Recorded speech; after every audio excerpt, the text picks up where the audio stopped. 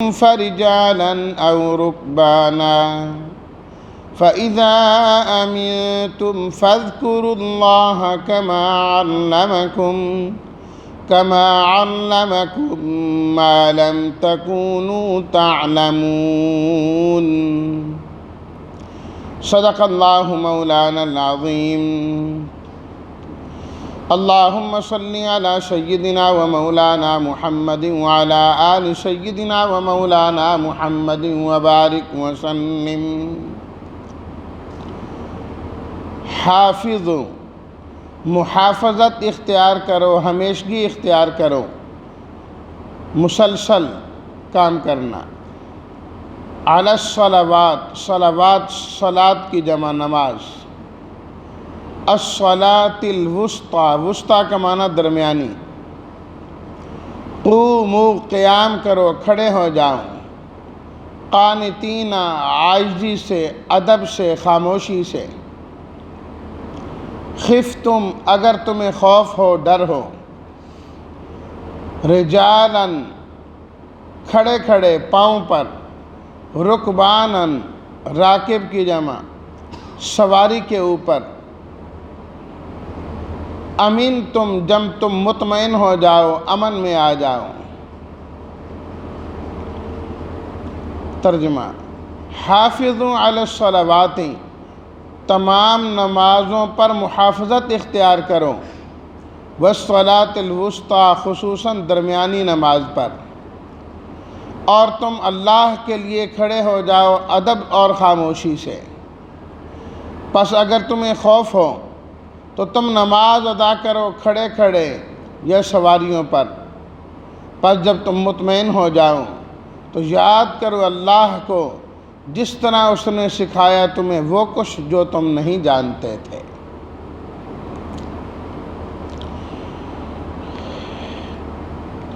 سورہ البقرہ کی ان دو آیات سے جو پہلے کی آیات ہیں اور ان دو آیات کے بعد کی جو آیات ہیں،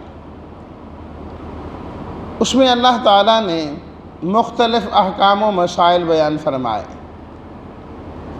خاص طور پر نکاح، طلاق، خلا، قسم اور دودھ پلانے کے متعلق، عدت کے متعلق احکامات و مسائل ذکر کیے. مقصود ان احکامات کو ذکر کرنے کا یہ ہے کہ انسان کی جو توجہ ہے وہ اللہ کی طرف ہو جائے. توجہ الی الحق ہے اصل میں مقصود، کہ انسان جب یہ سب کام کرے اللہ کا حکم سمجھ کے کرے اور اللہ کے حکم کے مطابق کریں تو پھر ان کاموں کو کرنا آسان ہو جاتا ہے. جب اللہ کا حکم سمجھ کے نہیں کرے گا، اپنی مرضی سے کرے گا تو بوجھ آئے گا، کبھی پریشان ہوگا کہ یہ کیا ہوا، یہ کیا ہوا. جب اللہ کا حکم مان کے کرے گا کہ بس میرے رب کا حکم ہے میں کر رہا ہوں، سب پریشانیاں ختم ہو جاتی ہیں، سب کچھ دور ہو جاتا ہے. رب کا حکم ہے، میں اللہ کے حکم پہ چل رہا ہوں. بسا اوقات انسان ان معاملات میں اتنا گھر جاتا ہے کہ اللہ کی طرف توجہ انسان کی کم ہو جاتی ہے، معاملات سے اتنا پریشان ہو جاتا ہے کہ اللہ کی طرف جتنی توجہ ہونی چاہیے تھی وہ نہیں ہو پا رہی ہوتی. تو اس لیے اللہ تعالیٰ نے ان احکامات و مسائل کے درمیان میں نماز کا ذکر کیا کہ اس نماز کے ذریعے سے انسان کی توجہ پوری اللہ کی طرف ہو جاتی ہے، پوری اللہ کی طرف ہو جاتی ہے. اور یہ بات سمجھائی کہ تم اپنے ان مسائل میں گھر کر کہیں اللہ رب العزت سے دور نہ ہو جانا. اپنا تعلق اللہ کے ساتھ مضبوط رکھنا ہے، تم نے پکا رکھنا ہے. جس کا تعلق اللہ کے ساتھ مضبوط ہو گیا، جس کا تعلق اللہ کے ساتھ پکا ہو گیا، اس کے باقی سارے کام خود بخود ٹھیک ہو جاتے ہیں. اور جس کی نماز ٹھیک ہو گئی اس کے سارے کام ٹھیک ہو گئے. نبی کریم صلی اللہ علیہ وسلم نے ارشاد فرمایا، من اقامہا فقد اقام الدین ومن ہدمہا فقد ہدم الدین او کما قال فرمایا جس نے نماز کو قائم کیا اس نے پورے دین کو قائم کیا، جس نے نماز ضائع کر دی اس نے سارا دین ضائع کر دیا، کوئی دین نہیں، کوئی نماز کی پابندی اس سے نہیں ہو پا رہی۔ اللہ اکبر۔ تو الغرض یہ جتنی چیزیں ہیں جہاں یہ حقوق العباد ہیں وہاں یہ حقوق اللہ بھی ہیں کہ اللہ کے حکم کی خلاف ورزی بھی ہو رہی ہے۔ تو اللہ کے ساتھ تعلق کو مضبوط کرنے کے لیے فرمایا حافظوا علی الصلوات، ہمیشہ نمازوں پر مداومت اختیار کرو، تسلسل کے ساتھ پڑھو، کوئی نماز تمہاری رہنی نہیں چاہیے۔ پانچوں کی پانچوں نمازیں بر وقت ادا کرنے کی کوشش کریں، بر وقت ادا کرنے کی کوشش کریں، بالفرض کوئی رہ جائے ضرور اس کو قضا کریں، اول فرصت میں اس کو قضا کرنے کی کوشش کریں، اس میں لیٹ زیادہ نہ ہو۔ یہ نہیں کہ آج کی کوئی نماز ہے چلو پڑھ لیں گے نہ، کسی وجہ سے رہ گئی عذر ختم ہوتے ہی نماز پڑھنی ہے۔ نبی کریم صلی اللہ علیہ وسلم کی جب ایک موقع پر فجر کی نماز قضا ہو گئی نیند کی وجہ سے، سفر میں جا رہے تھے، صحابہ کرام بھی ساتھ تھے، فجر کا وقت قریب تھا تو آپ نے فرمایا کہ پوری رات جاگے ہیں ذرا آرام کر لیتے ہیں، سب آرام میں چلے گئے۔ یہ ایک آدمی جاگتا رہے جو فجر کے وقت ہونے پر سب کو جگا دے۔ حضرت بلال رضی اللہ تعالی عنہ فرمانے لگے جی میں حاضر، فرمایا ٹھیک ہے، سب سو گئے۔ حضرت بلال رضی اللہ تعالی عنہ کجاوے کے ساتھ ٹیک لگ کے بیٹھے تھے، ان کو بھی نیند آ گئی ہوئی، سو گئے۔ نماز کا وقت گزر گیا، سورج نکل آیا، سب سے پہلے نبی کریم صلی اللہ علیہ وسلم جاگے، دیکھا سورج نکلا ہوا ہے۔ بلال ہاں جی اٹھیے، کیا ہوا؟ آپ نے تو ہمیں جگانا تھا۔ پروردگار جس پروردگار نے آپ کو سلا دیا اس نے مجھے بھی سلا دیا، میں کیا کر سکتا ہوں؟ آپ نے فرمایا ٹھیک ہے چلو یہاں سے کوچ کرتے ہیں۔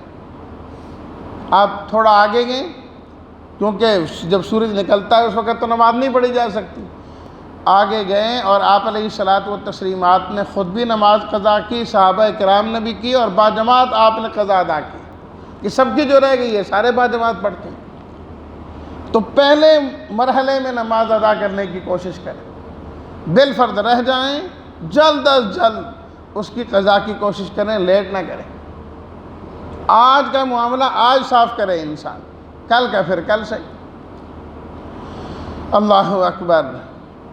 اس کے بعد فرمایا وَالصَّلَاةِ الْوُسْطَىٰ، خاص طور پر جو درمیانی نماز ہے نا اس کا تم نے زیادہ خیال کرنا ہے، زیادہ خیال کرنا ہے۔ درمیانی نماز سے مراد عصر کی نماز ہے۔ 5 نمازیں، 2 نمازیں اس سے پہلے ہیں، 2 نمازیں اس کے بعد ہیں، فجر ظہر، ادھر مغرب عشاء۔ درمیان میں یہ جو عصر کی نماز ہے اس کی اہمیت بہت زیادہ ہے، بہت زیادہ ہے۔ فرمایا کہ یہ نماز پہلی امتوں پر بھی تھی، انہوں نے جب اس کا خیال نہ کیا تو اللہ رب العزت نے انہیں عذاب میں گرفتار کر دیا۔ اور یہ وقت جو ہے عام طور پر مصروفیت کا وقت ہوتا ہے، جو عصر کا وقت ہوتا ہے، کیونکہ دن اپنے اختتام کی طرف جا رہا ہوتا ہے۔ ہر انسان کی یہی کوشش ہوتی ہے کہ میرا جو آج کا کام باقی ہے میں سمیٹ لوں، یار صبح تو اٹھتا ہے بھی یہ بھی کروں گا، یہ بھی کروں گا، یہ بھی کروں گا، ہو پاتے نہیں۔ اور جب دن اپنے اختتام کو جانے لگتا ہے تو پھر انسان بھاگتا ہے، کبھی ادھر کبھی ادھر، یہ کر لوں وہ کر لوں، ادھر ہاتھ پلہ مارتا ہے ادھر ہاتھ پلہ مارتا ہے۔ تو اس کے اندر عصر کی نماز عام طور پر چھوٹنے کا بڑا احتمال ہو جاتا ہے۔ تو اس لیے فرمایا کہ اس نماز کا تم نے خاص اہتمام کرنا ہے، خاص اہتمام کرنا ہے۔ اور حدیث شریف میں یہ بھی آتا ہے کہ نبی کریم صلی اللہ علیہ وسلم نے فرمایا اللہ کی طرف سے جو فرشتے انسان کا نامہ اعمال لکھنے کے لیے آتے ہیں، دائیں بائیں ہوتے ہیں، دن کے فرشتے اور ہوتے ہیں اور رات کے فرشتے اور ہوتے ہیں۔ یہ جو ڈیوٹی کی تبدیلی ہے یہ عصر کی نماز کے وقت ہوتی ہے۔ جو دن کے سارے فرشتے ہیں، جب انسان عصر کی نماز پڑھ رہا ہوتا ہے تو وہ دن والے چلے جاتے ہیں اور رات والے فرشتے آ جاتے ہیں۔ اس کے بعد وہ ساتھ رہتے ہیں، لکھتے رہتے ہیں۔ اگلی تبدیلی فجر کی نماز کے وقت ہوتی ہے۔ جب مسلمان فجر کی نماز ادا کرتے ہیں، پڑھتے ہیں، اس وقت رات والے چلے جاتے ہیں اور دن والے آ جاتے ہیں۔ خود قرآن مجید سورہ بنی اسرائیل میں اللہ تعالی نے فرمایا،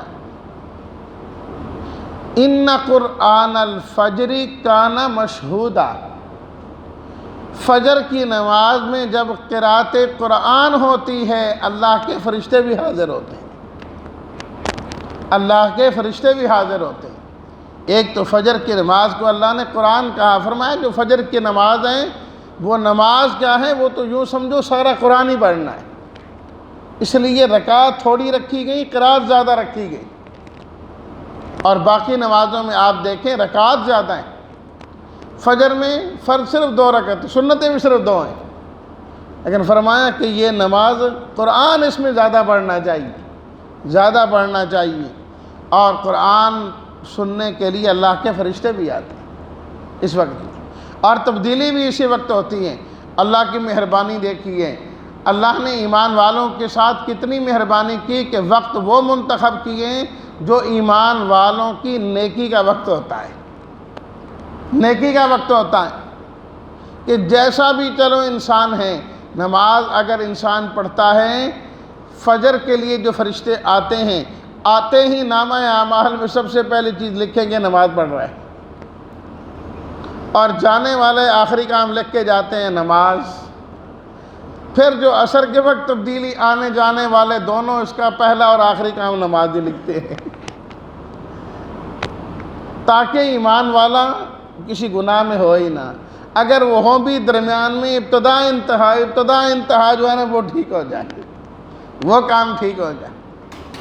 تو اس لیے بھی عصر کی نماز کی اہمیت ہے، عصر کی نماز کی اہمیت ہے۔ اور نبی کریم صلی اللہ علیہ وسلم نے ارشاد فرمایا، جس شخص کی عصر کی نماز فوت ہو گئی فَكَأَنَّمَا وُتِرَ أَهْلُهُ وَمَالُهُ، یہ چیز اتنی نقصان دہ ہے، یوں سمجھو کہ ایک انسان کا سارا مال تباہ ہو جائیں، سرمایہ تباہ ہو جائیں، آل اولاد بیوی بچے عزیز و اقارب سب تباہ ہو جائیں، تنہا انسان باقی رہ جائیں، جتنا نقصان اس بندے کا ہے عصر کی نماز چھوڑنے والے کا نقصان بھی اتنا ہی زیادہ ہے، ایک عصر کی نماز چھوڑنے۔ یہی وجہ ہے کہ غزوہ احزاب کے موقع پر آپ علیہ الصلاۃ والتسلیمات کی عصر کی نماز رہ گئی، نہیں پڑھ سکے، دشمن سامنے تھے، ممکن نہیں تھا ادھر ادھر ہونا۔ آپ علیہ الصلاۃ والتسلیمات رحمۃ للعالمین، آپ علیہ الصلاۃ والتسلیمات نے فرمایا، ملأ اللہ قبورہم بالنار شغلونا عن الصلاۃ او قال عن الصلاۃ الوسطی، اللہ ان کی قبروں کو آگ سے بھر دے، اللہ اکبر، اللہ ان کی قبروں کو آگ سے بھر دیں جنہوں نے ہمیں عصر کی نماز نہیں پڑھنے دی۔ اتنا سخت جملہ آپ نے فرمایا۔ تو نماز میں نیکی میں رکاوٹ بننا بہت بڑا گناہ ہے، بہت بڑا گناہ ہے۔ کبھی کسی کی نیکی میں رکاوٹ نہیں بننا چاہیے، نیکی میں رکاوٹ نہیں بننا چاہیے۔ آپ علیہ الصلاۃ والسلام نے کتنے سخت جملے ارشاد فرمائے کہ انہوں نے ہمیں عصر کی نماز نہیں پڑھنے دی، اللہ ان کی قبروں کو آگ سے بھر دے، ان کی قبروں میں ساری آگ بھری جائے۔ تو فرمایا وَالصَّلَاةِ الْوُسْطَىٰ، درمیانی نماز کو خاص طور پر تم نے ادا کرنا ہے جو عصر کی نماز ہے۔ اور اسی طریقے سے یہ بھی فرمایا حضرات مفسرین کرام نے کہ جو لڑائی کے درمیان، جہاد کے درمیان کوئی بھی نماز جو پڑھی جاتی ہے، مشکل اوقات کے درمیان میں کوئی نماز بھی جب انسان پڑھے تو وہ بھی صلاۃ الوسطیٰ ہی ہے، کیونکہ وہ بھی مشکل اوقات کے درمیان میں پڑھ رہا ہوتا ہے۔ عام حالات میں تو بندہ پڑھتا ہی پڑھتا ہے، وقت ہے نماز پڑھ لے گا، پتہ تو اس وقت لگتا ہے جب انسان گھرا ہوا ہے، کام ہی بہت زیادہ ہے، نکل ہی نہیں پاتا۔ اب اس کے درمیان نماز پڑھے گا تو صلاۃ الوسطیٰ بنے گی نا، یہ درمیان میں اس نے نماز پڑھی۔ اللہ اکبر۔ وقوموا للہ قانتین، فرمایا کہ جب نماز پڑھو تو اللہ کے سامنے انتہائی